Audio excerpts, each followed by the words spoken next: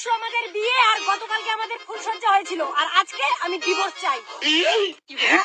কেন? কারণ এই মালটার কোনো ভোল্টেজই নেই। এতটাও খুলে বলার দরকার ছিল না। তাই আমি এখনই ওর কাছ থেকে ডিভোর্স চাই।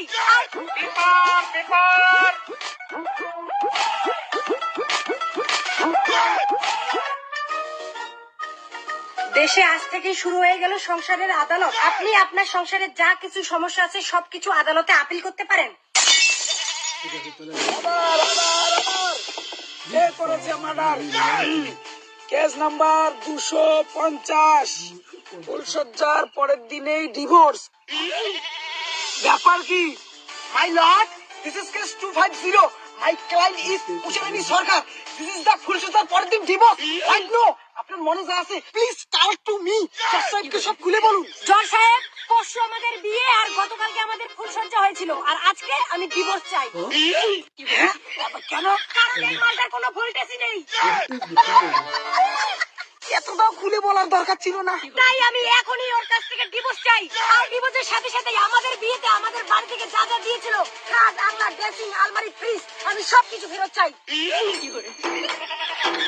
কিরে ভাই, তোর নাকি ভোল্টেজ নাই? না স্যার, ভোল্টেজ আছে।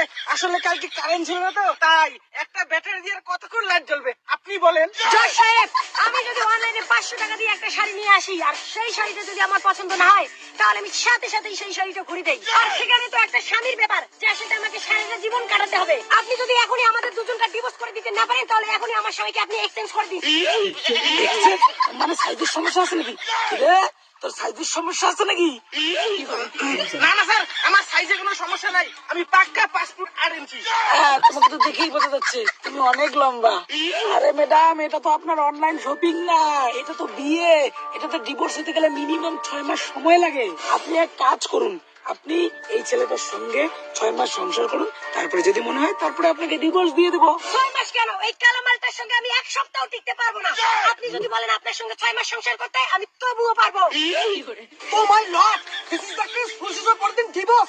এত কালা হয়ে এত সুন্দরী একটা মেয়েকে বিয়ে করা, এটা একটা দণ্ডনীয় অপরাধ। কারণ আমার মতো কষ্ট ছেলে এত সুন্দর মাল খুঁজেই পায় না, আর এই কালা হয়ে এত সুন্দর মেয়েটাকে বিয়ে করা, এটা একটা অপরাধ। This is the jaundice case. এই কারণে এই কালা মালটাকে 10 বছরের জন্য জেল দেওয়া হোক, আর এই ক্যান্ডিডেটকে তার উকিলের সাথে বিয়ে দেওয়া হোক। This is the case. Final.